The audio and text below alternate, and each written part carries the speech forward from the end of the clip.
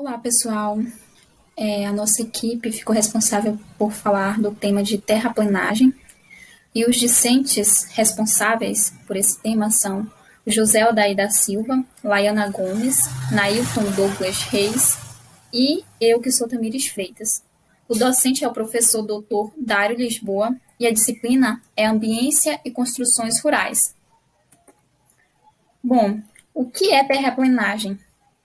Terraplenagem, ela é a operação utilizada para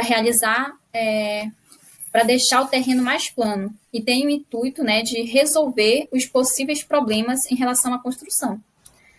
Todos esses procedimentos, eles são feitos com o uso de equipamentos especiais, específicos. E, além disso, é utilizado cálculos precisos do quanto de terra precisa ser retirado, é o que chamamos de corte, e depositado, é o que chamamos de aterro, para que esse terreno ele seja nivelado. Esse procedimento de nivelamento em áreas, ele é utilizado para o desenvolvimento de construções, na abertura de depósitos minerais e também na fundação para edifícios e outras estruturas também. E os fatores que irão definir essa necessidade é o perfil do terreno, as cotas, né, que devem ser observadas se elas estão acima do nível ou abaixo. Além disso, é observado também o grau de dificuldade para que seja realizado, né, para que seja feita a execução de uma obra.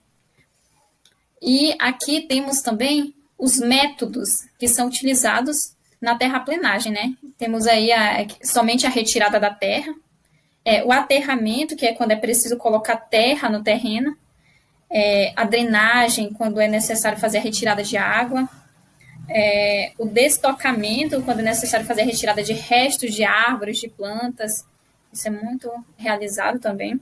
A demolição, quando é necessário fazer a retirada de uma construção que já tem ali naquele terreno, né, para que seja executado uma nova.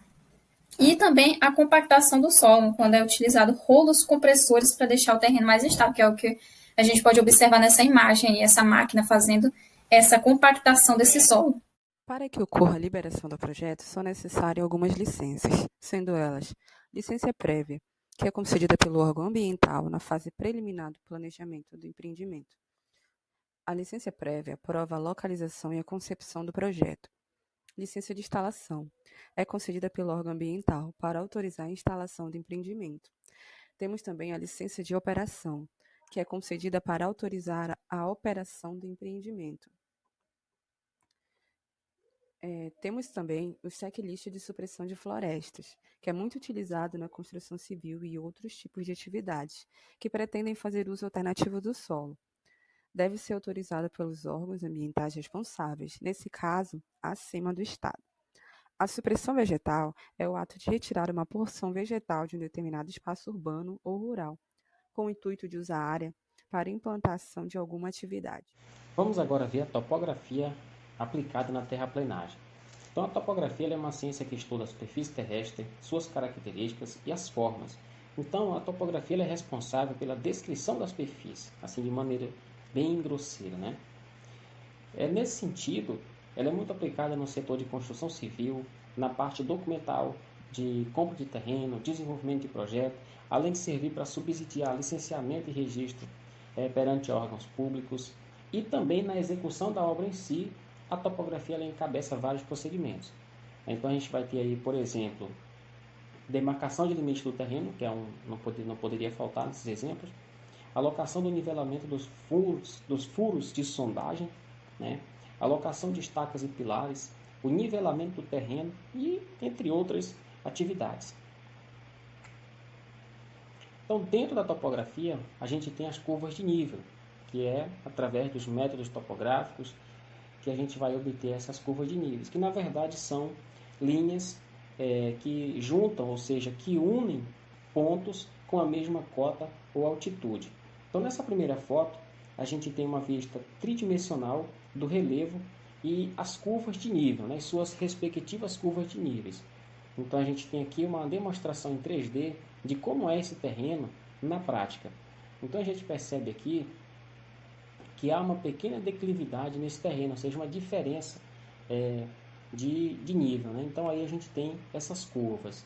Aqui na imagem 2, aqui ao lado, a gente tem aí um perfil transversal, né, que ele é obtido a partir da interseção de um plano vertical com o terreno. Então, nesse sentido, a gente vai ver aqui o perfil transversal dessa área, que também apresenta aí deformidades do relevo, né? Tem o seu relevo aí com declividades. Esse tipo de curva de nível, né, de perfil transversal, ele é muito utilizado aí na engenharia, principalmente aí no estudo de estrada, né, no traçado de estradas, é bastante utilizado. Olá, iremos falar sobre os maquinários de terraplenagem. Primeiramente, as unidades tratoras, no qual são equipamentos básicos de terraplenagem, que servem para tracionar ou empurrar objetos ou outras máquinas, com funções de desmatamento, destocamento, construção de caminhos de serviço, entre outros, sendo eles de esteira ou pneumáticas. A diferença entre elas é que as de esteira são melhores em solos instáveis, pois têm uma aderência positiva e agem no solo com menor pressão, bem diferente às de pneus. Observamos aqui, né, as funções dela, né, tracionar, empurrar, com pneus, com esteiras, e atualmente está aproximadamente R$ 150 a hora de seu trabalho. A seguinte são as unidades escavo-empurradoras, né, são, como o próprio nome já diz, elas servem para escavar e empurrar objetos. São caracterizadas em bulldozer e angledozer. Mas qual é a diferença entre elas duas? A bulldozer tem movimentos de sua lâmina apenas para cima e para baixo, limitando movimentos. Já a angledozer, como podemos observar aqui, ela tem uma espécie de pistões na própria lâmina, fazendo com que tenha várias formas, né, vários tipos de ângulos que elas podem fazer. Essa imagem, observamos, né, um ambiente que ele é na diagonal, né, aqui, e com a utilização desse maquinário, ele tem a possibilidade de retirar dessa parte mais alta e depositar nessa parte mais baixa, fazendo com que tenha, né, uma parte mais plana, mais na horizontal. Isso advém da questão da sua possibilidade de fazer ângulos com a sua lâmina. Unidade escavo-transportadoras. Elas são para escavação, para carga, transporte, descarga de materiais soltos e entre outros. São divididas também em scrapper rebocado e moto scrapper. A scrapper é um implemento com 2 eixos, sendo tracionado por um trator, como podemos observar aqui, essa imagem aqui, são 2 eixos, né, tracionado por esse trator aqui. E a moto scrapper, ela tem uma unidade, a sua unidade, ela se apoia a esse trator aqui, Então, vamos dizer assim que ela se torna apenas um. E a sua lâmina, bem aqui assim, ela é composta por uma lâmina, que quando esse equipamento ele dá uma caída aqui, uma abaixa, né, ele consegue tirar, né, a camada superficial do solo deste local e é depositado bem aqui assim. Em seguida, as unidades escavo-carregadora servem para fazer a escavação e o transporte de materiais para outro maquinário. São divididas em carregadeiras e escavadeiras. As carregadeiras podem ser pneumáticas articuladas ou esteiras, como podemos observar aqui, a pneumática articulada. Por que articulada? Porque entre seus 2 eixos ela pode fazer uma movimentação para mudar a sua direção. Já as de esteiras, elas têm o escarificador aqui atrás e a sua caçamba, porém ela não tem nenhuma articulação. Dessa forma, ela pode fazer o movimento contrário, né, um horário e outro anti-horário de suas esteiras, fazendo com que possa mudar de direção. E as escavadeiras, elas trabalham estacionadas, né, elas trabalham paradas. São com caçambas acionadas por cabo de aço ou cilindros hidráulicos. E elas são divididas entre elas são a pá frontal ou shovel, a com caçamba de arrasto ou dragline, as mandíbulas ou clamshell e a reta escavadeira ou black shovel. A pá frontal ou shovel é essa que a gente está vendo aqui na frente, né? Qual a diferença dela para as que a gente sempre comum a gente vê no nosso dia a dia? É a sua caçamba, né? Porque ela é uma caçamba frontal. Só para título de curiosidade, o nome que eu achei, né, nas minhas pesquisas não é concha, né, como a gente comumente fala, é caçamba. Então essa caçamba aqui, ela é frontal, fazendo com que ela possa levantar, né, sua arte e alcançar taludes bem mais altos do que a própria máquina, tá ok? E essa daqui é a concaçamba de arrasto. Eu achei bem interessante, eu nunca tinha visto. Ela tem a sua arte estilo treliça e ela não é hidráulica, ela trabalha com cabos, né? Então, cabos de aço. E essa aqui é a sua caçamba. Então ela abaixa, né, joga a sua caçamba e depois vai puxando com os seus cabos de aço. Esse daqui é a mandíbula. Bem interessante, né? O nome próprio praticamente já diz, né? A sua mandíbula, ela fecha as duas conchas. Ela pode também tirar, né, solo, tirar material de locais alagados. E é bem interessante isso daqui também. Ó, essa daqui é outra. Eu peguei um desenho, né, um brinquedo, para ficar mais fácil para entendimento, né, para ficar bem mais tranquilo. E essa daqui é a reto escavadeira, né, ou black shovel. Essa daqui, a diferença dessa para essa, no caso seria a sua concha, que essa daqui já é para baixo, sua concha é para baixo, e ela já pega já materiais abaixo, né, do local, do nível do seu equipamento. E esse daqui tem uma concha na frente, e a que a gente sempre também comum vê é a reto escavadeira hidráulica, né, mais popularmente chamada. As unidades aplanadoras são equipamentos dedicados essencialmente às operações de acabamento final da área terraplanada. Uma diversificação de ângulos quanto à sua lâmina de corte e acabamento do solo. Eu achei muito interessante nessa máquina porque, deixa eu passar para outra imagem, ela pode fazer ela tem uma diversidade de ângulos, né, para fazer o acabamento desse local. Como podemos observar aqui na frente, deixa eu voltar aqui rapidinho para nós observar melhor. Aqui, ó, bem aqui, né, ela fala acabamentos a ser efetuado com a motoniveladora. Então justamente, ó, essa pequena camada, né, que fica, a motoniveladora vem para fazer o seu acabamento final. Ela contém, né, um escarificador também aqui atrás. A sua lâmina tem os seus pistões, né, para fazer a diversidade de ângulos. Aqui também tem a possibilidade de fazer, né, uma movimentação, e seus pneus também, né, podem fazer essa movimentação também nos pneus. As unidades transportadoras, elas servem apenas para transporte e descarga, né? Quando a motoscraper ela acaba sendo antieconômico, aí as unidades transportadoras entram em ação, né, justamente por isso. E são aproximadamente, seu valor está entre R$260 por hora, né, e elas são divididas entre caminhão basculhante, entre vagões, dumpers e caminhões fora de estrada. Os caminhões basculhantes é justamente esse que a gente está vendo aqui, ó. Eles têm a sua caçamba, né, com o acionamento de pistão e a sua descarga traseira. Os vagões eles podem ser rebocados, né, por um trator do mesmo estilo dos caminhões basculhantes e por cavalinhos, né, de carretas também.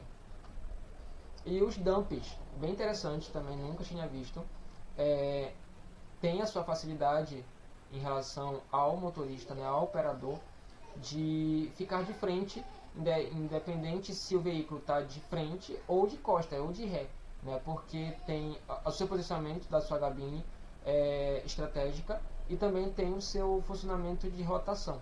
É bem interessante. Aqui também tem a possibilidade rotacional dessa concha, porque ela é para cá, é bem interessante. E esses aqui são os caminhões fora de estrada. Dificilmente vemos, né, no nosso dia a dia por conta do seu tamanho, por conta de não caber numa estrada comum, e a sua carga, né, a sua capacidade de carga é bem mais alta, é bem maior do que um caminhão basculhante. E as unidades compactadoras, né, servem basicamente para densificar solos, reduzindo vazios e maior estabilidade. Eles são divididos entre rolo pneumático, rolo pé de carneiro e rolos vibratórios. Esse daqui é o rolo pneumático, né, ele advém com vários rolos, né, tanto na frente quanto atrás de pneus, e tem a possibilidade de fazer a calibração de cada um deles, né, dependendo do solo que você quer.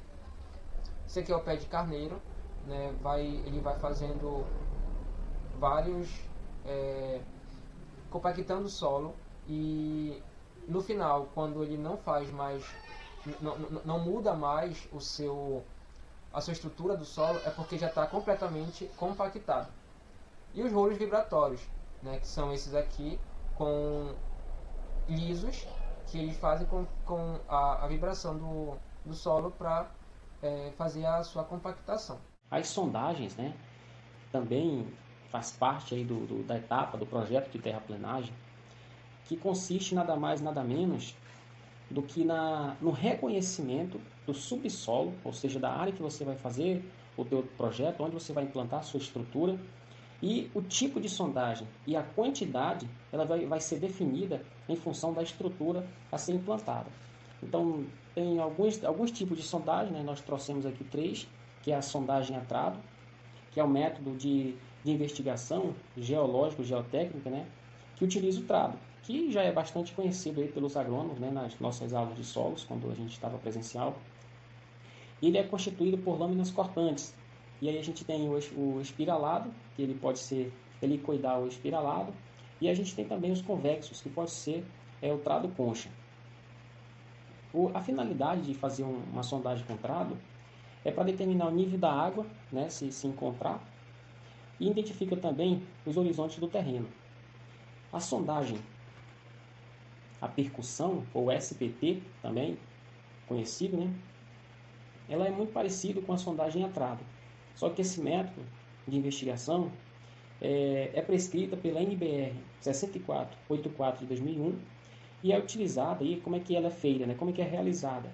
Ela é realizada através de um amostrador padrão do tipo Reynolds, que ele vai retirar as amostras de solo, e a realização do ensaio de penetração dinâmico do SPT, que é o Standard Penetration Test. Isso tudo, né, esse trabalho, essa execução aí, ela vai servir para obter o NSPT, que é na verdade o índice de resistência à penetração. Então a gente pode dizer que o SPT é um ensaio feito em cada metro do terreno ao longo de todo o perfil do solo.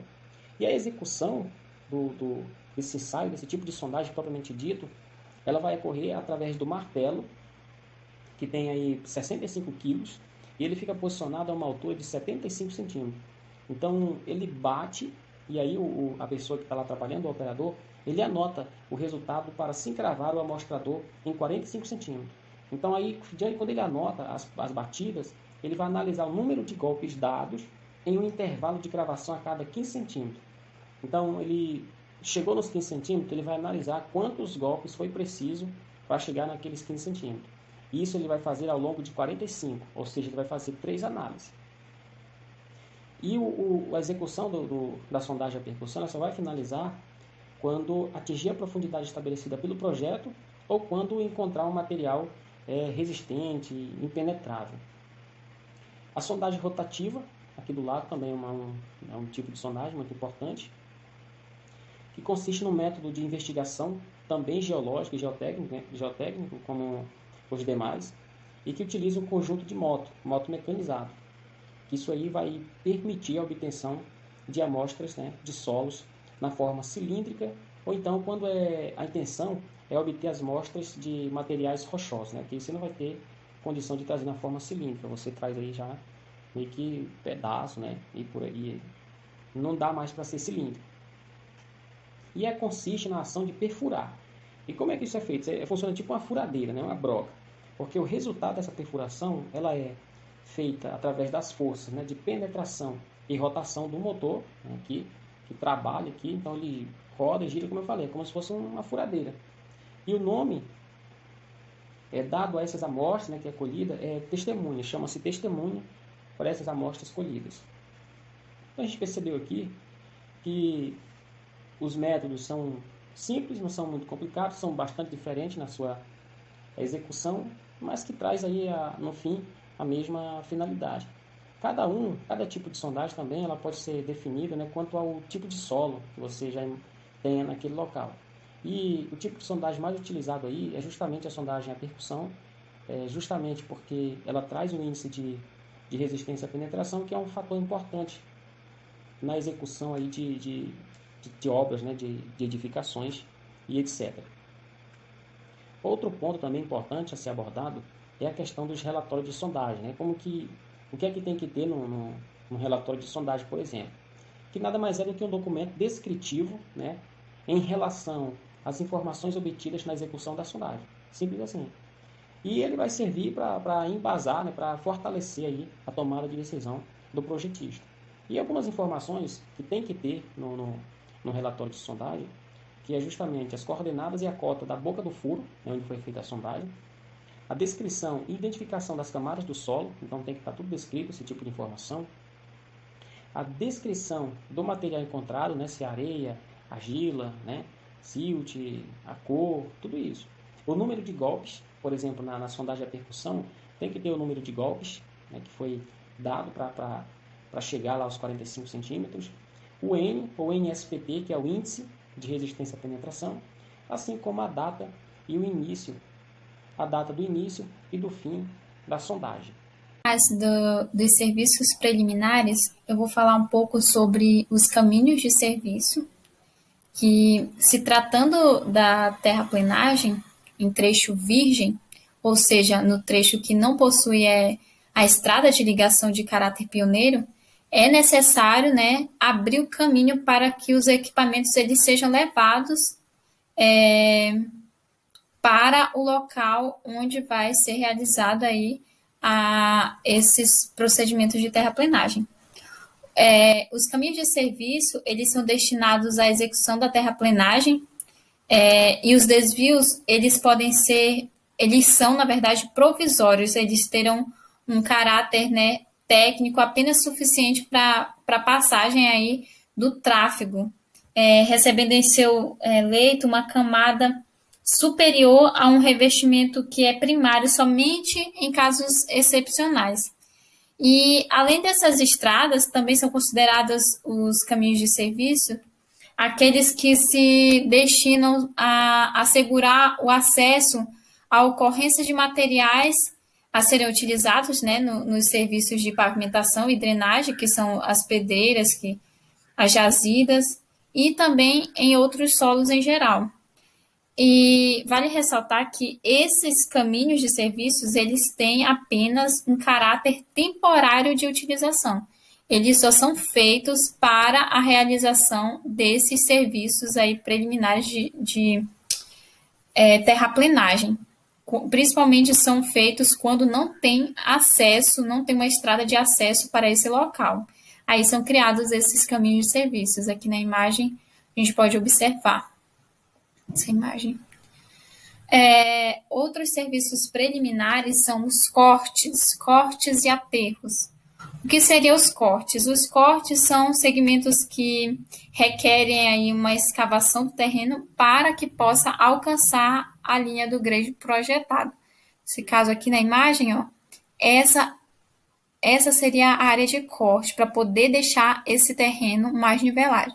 E aqui temos uma definição. A área de corte é a parte que se corta e retira, é retirado. No caso, é retirada essa quantidade aqui de terra. O material retirado, se de boa qualidade, ele pode ser usado para a construção do aterro. Caso contrário, joga-se fora em área de botaforas, que eu vou explicar um pouquinho mais à frente o que são botaforas. E a área de aterro constitui os segmentos cuja a implementação requer o depósito de materiais para a composição do corpo estatal segundo os gabaritos do projeto. Esses materiais de aterro, eles se originam geralmente dos cortes, é retirado aqui dos cortes e colocados aqui. São feitos aí a substituição, né? Tirado de um local e colocado no outro. Ou também são feitos empréstimos de outras áreas para compensar, para fazer esse solo mais plano. Aqui temos uma definição, né, de aterro, que é a parte que se enche, que se aterra do talude, do material de boa qualidade, Pode-se usar o material retirado do corte ou buscar em área de empréstimo, que foi o que eu falei. Aqui nessa imagem temos também uma parte aqui de corte, né, que vai ser retirado, e aterro, que é onde precisa ser colocado a terra para deixar esse terreno mais plano, para fazer o nivelamento da área. E aqui temos os botaforas. O que são botaforas? Eles nada mais é do que os locais onde são levados como é que se diz? O restante dos materiais que não vão ser utilizados mais. O excesso que são insatisfatórios, né? Eles são escavados dos cortes e eles são destinados a outras áreas externas, que são essas áreas aqui, que são criados em outros locais. E esse local de depósito desses materiais, eles devem ser criteriosamente definidos, a fim de não causar efeitos danosos a outras obras de construção e também ao meio ambiente, que é um ponto que a gente, estudando mais sobre isso, a gente vê muito essa questão do meio ambiente em relação aos botaforas. Tem que ser bastante criterioso em relação a isso. E o local onde são descartados os materiais provenientes dessas obras de terraplenagem, que envolve escavação e remoção de terra, ou ainda também as demolições e reformas que necessitam também da remoção desses entulhos que são levados para esses locais conhecidos como botaforas. Solos inconsistentes. Existem algumas situações peculiares impostas pela geologia do terreno. Logo, o projetista se vê com problemas nas fundações do aterro. Um solo com baixa resistência ao cisalhamento é incapaz de suportar as pressões exercidas pelos aterros, sem apresentar rupturas ou deformações. Logo, necessitamos de ações reparadoras, e algumas delas são a fundação com geossintético. Os produtos geossintéticos são feitos de materiais fabricados a partir de polímeros para a aplicação de obras geotécnicas, utilizados em aterro sobre solos moles. Eles servem como um reforço de base. Temos também a técnica da troca de solo, que é quando a consistência do solo original não é boa o suficiente, não é firme, para suportar a carga da futura edificação. É feito um estudo através da sondagem para se conhecer o solo. Após o resultado, é realizada a remoção do solo inconsistente e feito o processo de aterro. Temos também a criação de talude, que é um reforço para o solo para evitar possíveis problemas de erosão ou para evitar quedas de blocos. Agora eu vou falar para vocês sobre locação de obra. O que seria a locação de obra? Bom, a locação de obra nada mais é do que o processo de transferência dos elementos da planta baixa de uma edificação para o terreno em que será realizada a obra. Essa transferência ela é realizada por meio de marcações no terreno, a gente observa aqui na imagem, com o auxílio de panteletes e também de linhas de nylon, que são muito utilizadas. A locação de uma obra uma das etapas mais importantes para a garantia da funcionalidade e também da qualidade de toda a construção. Porque qualquer erro que venha a acontecer durante esse procedimento pode causar danos a elementos estruturais, gerando trincas, fissuras e até mesmo o colapso. Aqui temos o passo a passo da locação de obra. O primeiro passo é a limpeza do terreno, que é necessário fazer essa limpeza.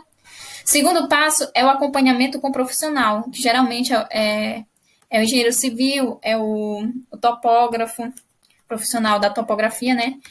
Terceiro passo é definir as referências, fazer a definição da referência de nível e também da referência pela qual será feita a locação, os pontos de referência.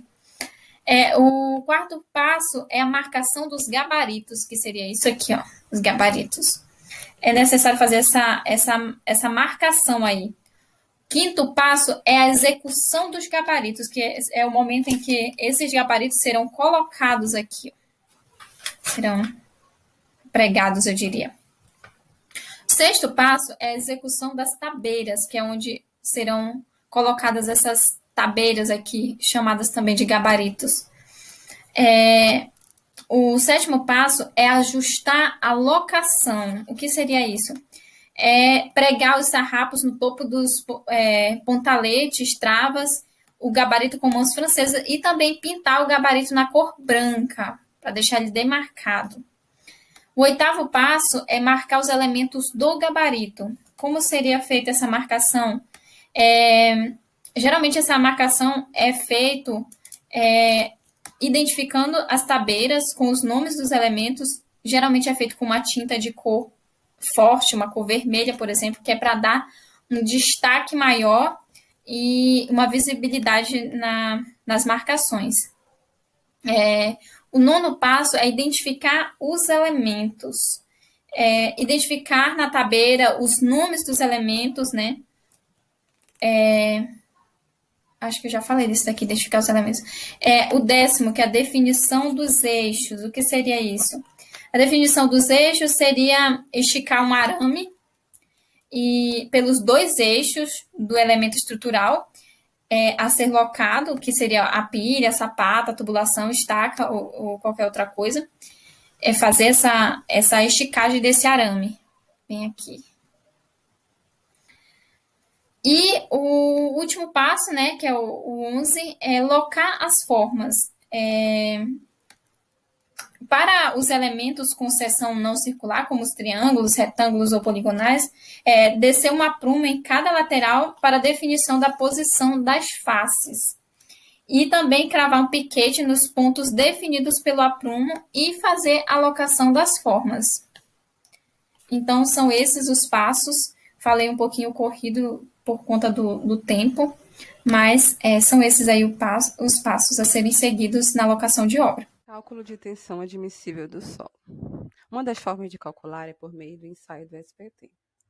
Bem, supondo que a cota de assentamento das sapatas está a 1 metro abaixo do nível do solo e que a menor dimensão em planta desses elementos é 1 metro, podemos estimar a tensão admissível do solo através da seguinte correlação, desta formulinha aqui, onde o A é a tensão admissível do solo e o N é o SPT médio do bulbo. A tensão admissível do solo é dada em quilogramas forças por centímetro quadrado, e o N é o sapato médio do bulbo de tensões, 2 vezes a largura da sapata.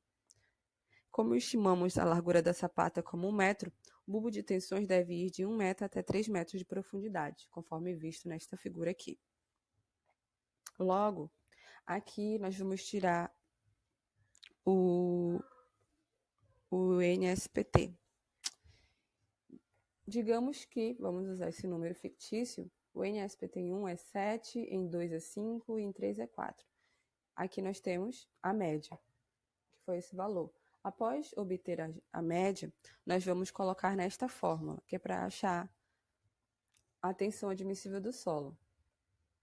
Você pega o número médio do NSPT dividido por 5, que vai dar o valor da tensão admissível do solo.